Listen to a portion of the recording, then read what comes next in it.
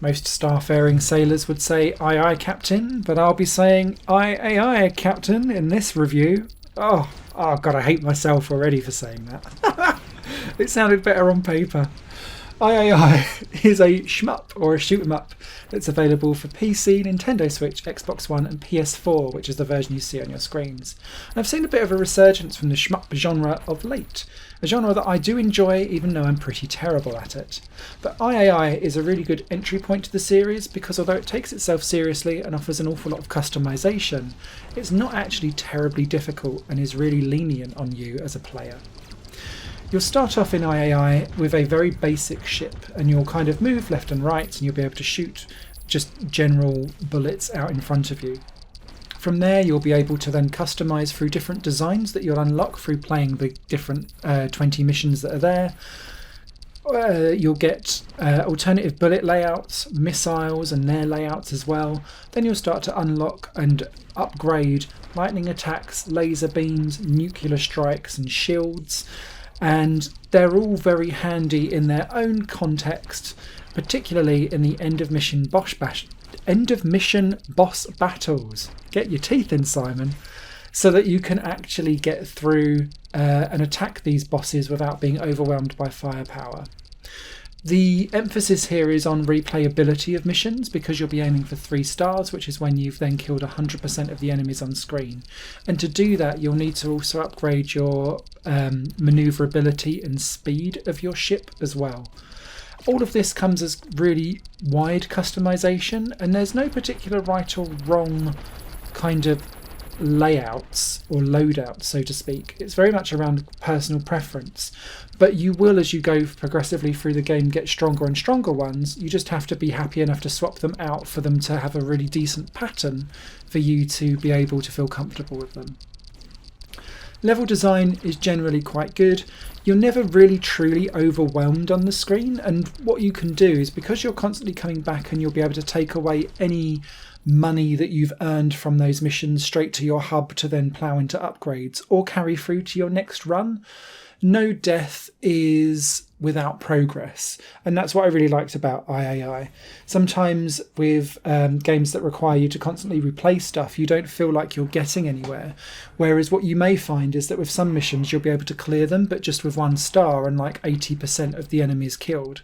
Then eventually with a few upgrades you'll be around the 90 to 95 mark, and that'll be 2 stars. Then when you get that 100 and get the 3 stars, you're like, cool, I'm done, I can plough on. The game handles really nicely.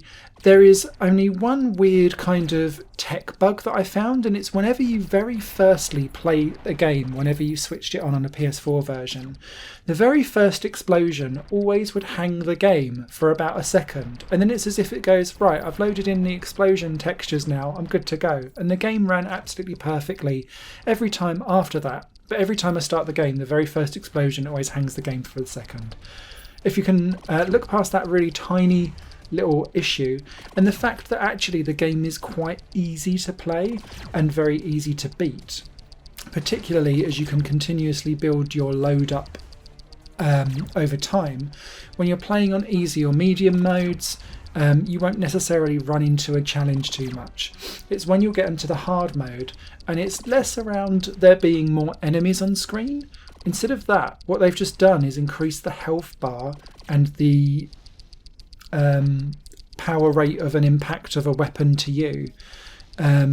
Those have increased.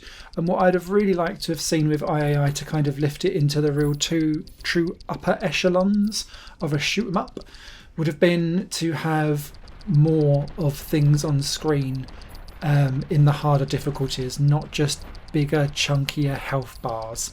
Because I felt like that was a kind of lazy way to increase difficulty over time. Aside from that though, had a really great blast. A little bit long tooth in the end game when I was going for the platinum, because it meant that I'd finished the game on easy and medium, and felt a little bit bored when I was just getting the last trophy or 2 to get the platinum. But the fact that I felt like I wanted to get the platinum, I think gives it a good enough energy and vibe for me to kind of tentatively recommend this to you, probably on a sale for when you've got those arcade shoot 'em up needs.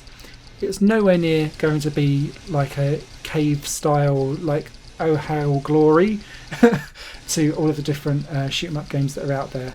But this one's got a nice little friendly and approachable niche with some silly voiceover acting as well to go on.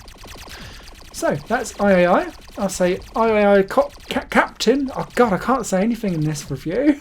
But yeah, I'm going to go and have an alcoholic drink. It might put my mouth right. And I'll see you over on a written review on higherplanegames.com. Bye for now. Higher Plane Games is part of the Higher Plane Network, a completely independent media outlet supported by people like you. The goal is to create the best possible content that cultivates a richer indie scene for games as well as music and entertainment.